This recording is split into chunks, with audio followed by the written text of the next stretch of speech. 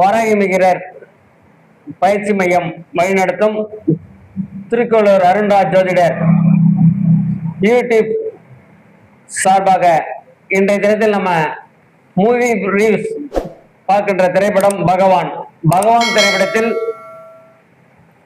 எதிர்வரும் கதை எவ்வாறு இருக்கும் என்பதை, டைரக்டர் எவ்வாறு எடுத்து செல்வார் என்பதை நமது ஜோதிடர் நியூமராஜ் எப்படி கணிப்பு எவ்வாறு இருக்கின்றதை நம்ம கலந்து திரைக்குள்ளே நம்ம செல்லுவோம்.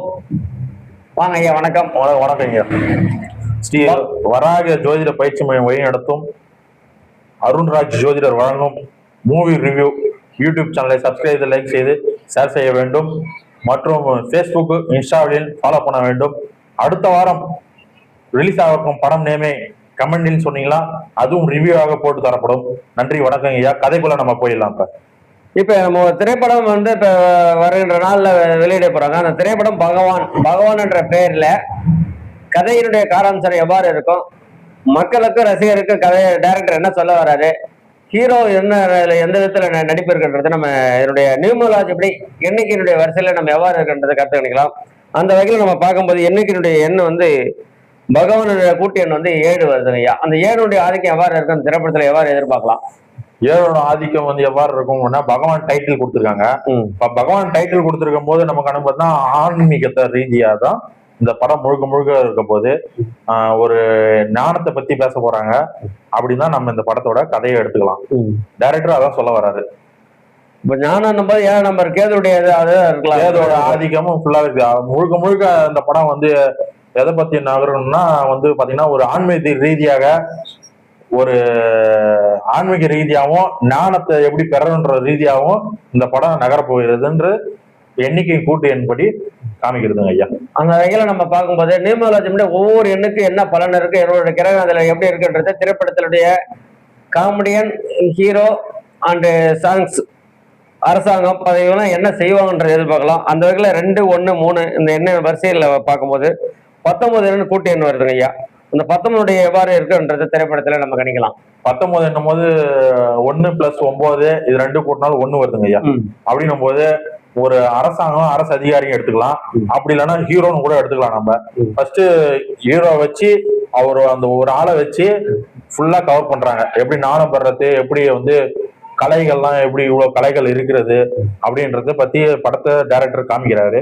மற்றும் 9 என்னும் போது இவங்களுக்குள்ளே ஈகோத்தனமும் அதிகமாக வருகிறது. ஈகோத்தனம், சண்டை பிடிப்பு, செவ்வாய் காரத்துவம் எடுக்கும்போது ஈகோத்தனம் தான் வருது. போர்க்குணம் உள்ள கிரகம்னு சொல்லலாம். ஈகோத்தனம் அதிகமாக இருக்கிறது. இது 2த்தையும் கூட்டினாலும் வெற்றி பெற போகிறது ஹீரோ தான். நம்பர் என்னும்போது அரசாங்கம், அரசு அதிகாரிகள், அப்படி இல்லைன்னா கோயில் குளம், ஹெட்டு கடவுள் விளையாட்டான கிரகம் சிவன். அதை பத்தி அதை பத்தி சொல்ல வரைகிறா நம்ம எடுத்துக்கலாம். அதை பத்தி ஆராய்ச்சி பண்றது கூட இருக்கலாம். அப்படி போகக்கூடிய நிலைமையில இருக்கும்போது 9ஆம் நம்பர் கூட சேரும்போது ஈகோத்தனம் அதிகமாக ஏற்படுகிறது. மற்றும் இவங்க கூட்டு போற நண்பர் கூட ஈகோத்தனம் அதிகமா, நான் தான் பெரிய ஆளு, நீ தான் பெரிய ஆளு, நீ எப்படி கண்டுபிடிச்சா போனன்றது ஈகோத்தனமும் அதிகமாக காட்டப்படுகிறது. இதெல்லாம் தாண்டி தான் ஹீரோ வெற்றி படுகிற ஒரு சூழ்நிலை. இந்த லெட்டரோட எண்ணிக்கையும் இந்த லெட்டர் கணக்குப்படி பார்த்தோம்னா இப்படிதான் அமையுது ஐயா. சரி, இப்ப நம்ம அதன்படி மேல ஸ்டெப் நம்ம பார்க்கும்போது முதல் படத்தினுடைய ஃபர்ஸ்ட் ஹாப்ல ரசிகருக்கும் இவங்களுக்கு என்ன எதிர்பார்க்கலாம்? அப்படியோட காதல், குடும்பம், ஃபைட்டிங், காமெடி அப்படி ஏதாவது இருக்குமா, எதிர்பார்க்கலாங்களா ஐயா? இப்போ ஃபர்ஸ்ட் ஹாப் நம்ம எடுத்துக்கணும். ஃபர்ஸ்ட் ஓப்பனிங் சீனா சந்திரனை வச்சுதான் தொடங்குறாரு பி லெட்டரு. அப்படின்னும் போது ஒரு ட்விஸ்டோட தான் தொடங்குறாங்க. ஃபர்ஸ்ட் ட்விஸ்டோட தான் தொடங்குறாங்க. கனவு உலகத்துல தொடங்கலாம், இல்ல ஒரு கனவு உலகத்துல தொடங்கலாம். அப்படி இல்லைன்னா மனோகரம், மனசு சம்பந்தப்பட்ட விஷயம் தொடங்கலாம். பெண்கள் விஷயத்துல இந்த ஓப்பனிங் சீனை இப்படி அமைகிறது.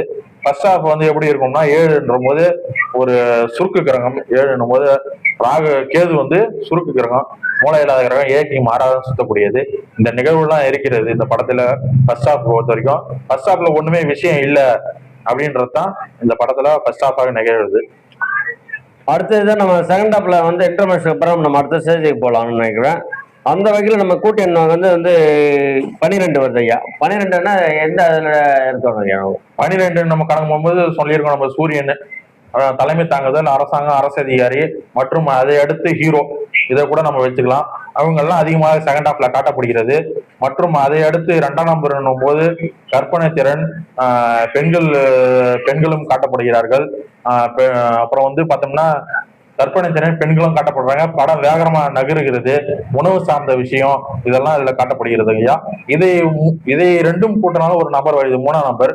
அப்ப வந்து ஒரு புதிதாக ஒரு கலையை உருவாக்கிட்டாங்க, இல்ல புதிதாக ஒரு கலையை கண்டுபிடிச்சிட்டாங்க. அப்படி இல்லைன்னா ஒரு குருவோட நாணம் பெற்று விட்டது, குரு வந்து வழிகாட்டுதல் நடந்து விட்டது. இது சார்ந்துதாங்க இந்த படம் செகண்ட் ஹாஃப் ஃபுல்லாவே இருக்க போகுது. அப்ப முழுக்க முழுக்க நம்ம இந்த திரைப்படத்தை, பகவான் என்ற திரைப்படம் வந்து ஆன்மீக சார்ந்தே இருக்கலாங்களா ஐயா? ஆன்மீக சார்ந்த எதிர்பார்க்கலாம். இதுல வந்து 7ஆம் நம்பர் எத்தனை தடவை வருது பாருங்க ஐயா. 7ஆம் நம்பர்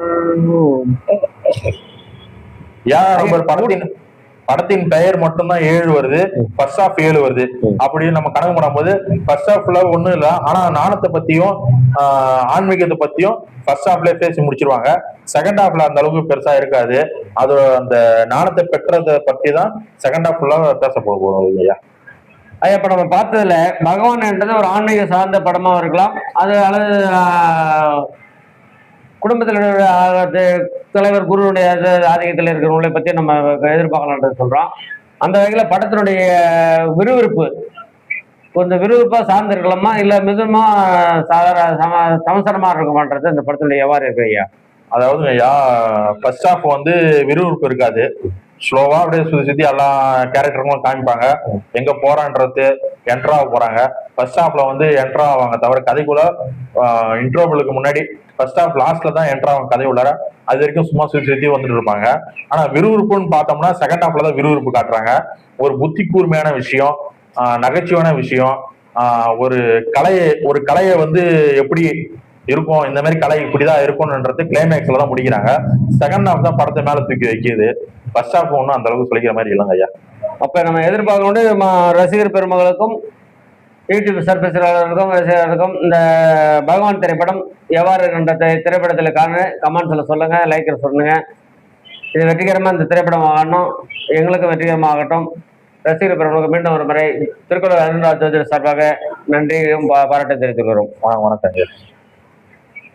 மீண்டும் நாம் அடுத்த முறையாக ஆன்மீக சிந்தனையில ஆடி மாத நடைபெறும், ஆடி வெள்ளி ஆடி செவ்வாய்க்கிழமை நடைபெறும் ஆன்மீக பணியில் ஆன்மீக நிகழ்ச்சியில் நம்ம மீண்டும் நம்ம திருக்குறள் அருண்ராஜ் ஜோதிடர் அவர்களை சந்திக்கலாம். அதுவரை காத்திருங்கள். நன்றி, வணக்கம். இப்போ வந்து ஒரு மூவிக்கும் பாத்தீங்க, இது ரொம்ப ஃபேமஸான மூவி. இப்ப நம்ம சொல்ல முடியாது, டிசி என்ற படம் வந்து ரிலீஸ் ஆக காத்திருக்குது. அதுல வந்து லோகேஷ் கனகராஜ் நடிச்சிருக்காரு. அந்த டிசி மூவில வந்து சந்திரா அப்படின்ற ஒரு நேம் வந்து கொடுத்துருக்காங்க. அவங்க ஹீரோனியா இருக்கலாம், யார் வேணா இருக்கலாம். அந்த சந்திரா என்ற நேமுக்கு வந்து இந்த கேரக்டர் இந்த வடிவமைப்பு தான் இருக்கும் அப்படின்ற சந்திரா என்ற நேமை வச்சு நம்ம விரைவில் ஒரு வீடியோ பார்க்கலாங்க ஐயா.